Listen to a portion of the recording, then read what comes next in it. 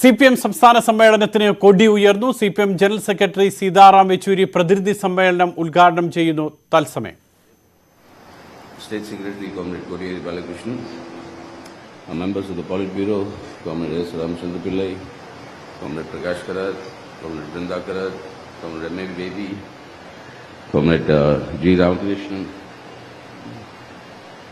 and all the members of the Central Committee, distinguished sympathizers and well-wishers of our party who are attending this open session, and my dear comrade delegates, observers and friends. It's a great pleasure to inaugurate this conference because this 23rd State Conference being held at Comrade B. Raghavan Nagar is being held at a very crucial time in the history of our country. And this conference, in the run-up to the 23rd All India Congress of the CPIM, that is also going to be held in Kerala, in Kannur, from April 6th onwards. That will decide on the course in which the Indian working class, the working people, the toiling people and the exploiting people will not merely meet the challenge that is being mounted against the people and the country by the current government and their ideological persuasion, but not only meet these challenges, but to counter these challenges and mount a counter-offensive against this. That is the importance of these conferences and the forthcoming party congress.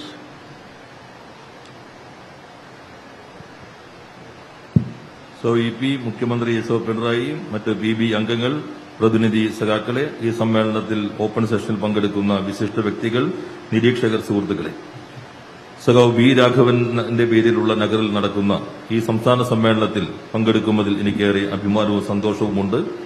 രാജ്യം ഏറെ നിർണായകമായ ഒരു സാഹചര്യത്തിലൂടെ കടന്നുപോകുമ്പോഴാണ് CPIMന്റെ സമ്മേളനം നടക്കുന്നത്. ഈ സമ്മേളനത്തിന്റെ തുടർച്ചയിൽ പാർട്ടിയുടെ അഖിലേന്ത്യാ സമ്മേളനവും പാർട്ടി കോൺഗ്രസും കേരളത്തിൽ തന്നെയാണ്, കണ്ണൂരിലാണ് നടക്കുന്നത്. പാർട്ടി ഏപ്രിൽ 6-ാം തീയതി മുതൽ തുടർച്ചയായിട്ടാണ് പാർട്ടി കോൺഗ്രസ് കണ്ണൂരിൽ നടക്കുന്നത്. ഈ കോൺഗ്രസ് ഈ രാജ്യം നേരിടുന്ന വെല്ലുവിളികൾ, തൊഴിലാളി വർഗം നേരിടുന്ന വെല്ലുവിളികൾ, ചൂഷിത വർഗം, പാർശ്വവൽക്കരിക്കപ്പെട്ട ജനവിഭാഗങ്ങൾ, അവരാകെ നേരിടുന്ന പ്രശ്നങ്ങളും വെല്ലുവിളികളും അവയെ ചർച്ച ചെയ്യുക മാത്രമല്ല, രാജ്യത്ത് ആധിപത്യം സ്ഥാപിക്കാൻ ശ്രമിക്കുന്ന പ്രത്യയശാസ്ത്രത്തിന്റെ ഇടപെടലുകളെ കൂടി പരിശോധിക്കുകയും അതിനെ മറികടക്കാനും പ്രതിരോധിക്കാനുമുള്ള നയവും നിലപാടുകളും ആവിഷ്കരിക്കുകയും ചെയ്യുന്നു എന്ന പ്രാധാന്യമാണ് party കോൺഗ്രസിനുള്ളത്. That is why today, what is the way forward out of this? And in that way forward, Kerala is showing the way. It is not as though our Prime Minister, before this round of assembly elections, in an orchestrated interview given to the electronic media, to the news channel, has said that the left today in India does not exist. It exists only in one corner in Kerala. But then he went on to add, this is a dangerous ideology. We will have to fight to end this ideology that is not in the interest of India. Why is it dangerous, Mr. Prime Minister?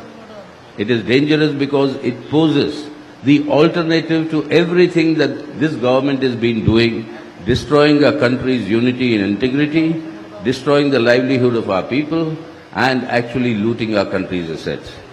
And that is why, because Kerala shows the alternative, that it is dangerous for them. Yes, this 23rd State Conference must rise to the occasion. You have already prepared a document which you will discuss on the future vision for Kerala's development. And that you will discuss, and that is the alternative set of policies which actually challenge the BJP, the RSS and the Prime Minister today. And it is your discussions in this State Conference must strengthen that approach, because it is not only for Kerala, it's not only for the CPIM, it's not only for the left, but Kerala has always, like it has done since 1957, the CPIM in Kerala must show the path for the country as a whole, for the Indian people as a whole, to face this challenge and move forward in a progressive direction.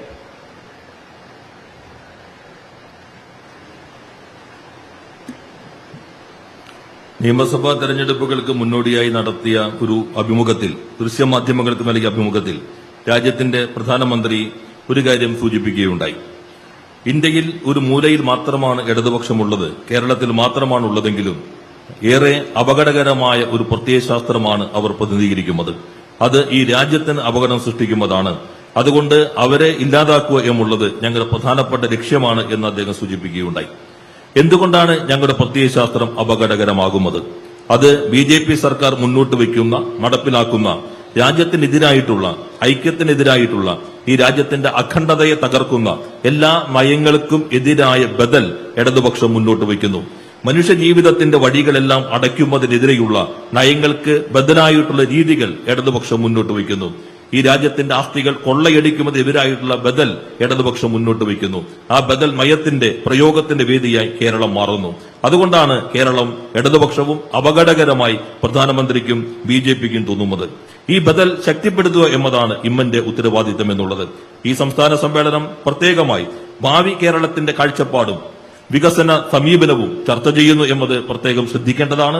അത് ശരിയായ രൂപത്തിൽ ബദൽ ശക്തിപ്പെടുത്തുന്നതിന് സഹായകരമായിരിക്കും എന്ന് ഞാൻ കരുതുന്നു. BJPയും RSSും പ്രധാനമന്ത്രിയെ മുന്നോട്ട് വയ്ക്കുന്ന ഈ രാജ്യത്തിനെതിരായിട്ടുള്ള നയങ്ങളെ, വെല്ലുവിളികളെ പ്രതിരോധിക്കാൻ കഴിയുന്ന കാഴ്ചപ്പാട് കേരളത്തിനും ഇടതുപക്ഷത്തിനും മുന്നോട്ട് വയ്ക്കാൻ കഴിയണം. കേരളം എക്കാലത്തും രാജ്യത്തിന് വഴികാട്ടിയായിട്ടുണ്ട്.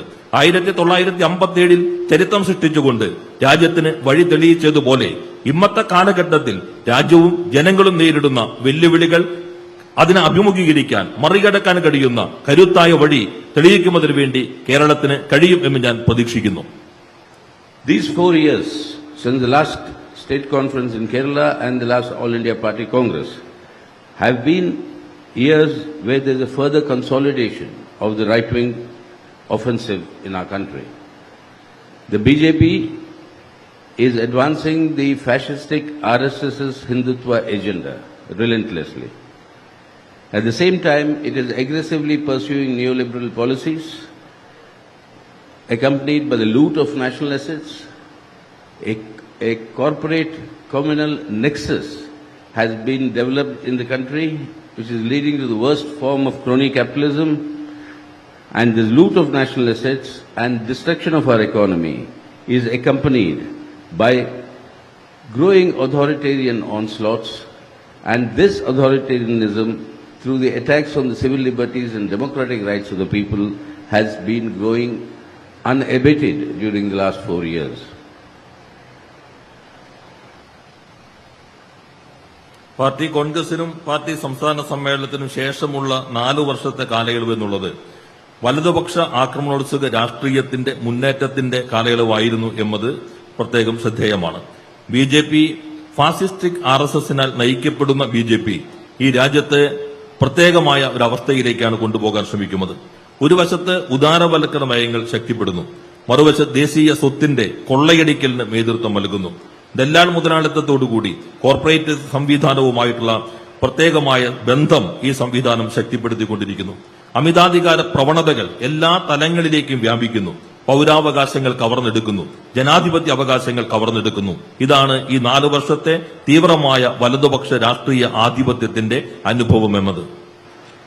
And since 2019, when this government returned to office, there has been a systematic effort to actually undermine and assault the fundamental foundations of the Indian Constitution.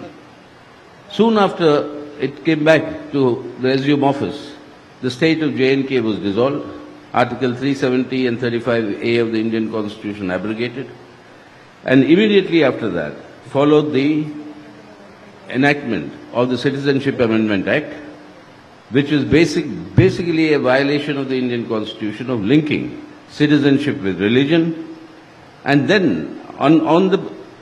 continuing with this attack on the fundamental principles, it has also embarked on undermining the independent institutions under the Constitution, which serve as checks and balances to ensure that the constitutional rule prevails in our country, starting from the Parliament itself, through the judiciary. For more than nearly 3 years now, the challenges to the constitutional validity of Article 370's abrogation, to the CAA, they remain unheard. The challenges to legalization of political corruption through the electoral bonds, that remains unheard. So this manner in which the institutions and then the election commission, even in these assembly elections, every day you see a violation of the model code of conduct, but the election commission does not act. And very partisan manner in which it is conducting itself. And then the agencies like the Enforcement Department and the CBI, they are acting as the political agents or the political arms of the government and its political agenda. That's why what you see today, since after 2019, is a systematic assault on the Indian Constitution, the undermining of all its independent institutions. And this is needed for the BJP to ensure the advancement of the fascistic RSS Hindutva agenda, and that to replace the secular democratic Republic of India as defined by our constitution with their version of a fascistic Hindutva Rashtra. That is the process in which the country is moving. CPIM general secretary Sitaram Yechury പ്രതിനിധി സമ്മേളനത്തിൽ സംസാരിക്കുകയായിരുന്നു. കേരള സർക്കാരും കേരളത്തിലെ CPIM മുന്നോട്ട് വയ്ക്കുന്ന ബദൽ വികസന നയങ്ങൾ അടക്കമുള്ള കാര്യങ്ങളിൽ ആശങ്കയുള്ളതുകൊണ്ടാണ് കേന്ദ്രത്തിലെ പ്രധാനമന്ത്രി ഈ ഒരു കോണിൽ കിടക്കുന്ന CPIMനെ ഇല്ലാതാക്കണമെന്ന് അഭിമുഖങ്ങളിലൊക്കെ പറയുന്നത് എന്നാണ് അദ്ദേഹം പറഞ്ഞു വയ്ക്കുന്നത്. അദ്ദേഹത്തിൻ്റെ പ്രതിനിധി സമ്മേളനത്തിലെ പ്രസംഗം തുടരുകയാണ്. ഇടവേളയിലേക്ക്. Папа будет продавать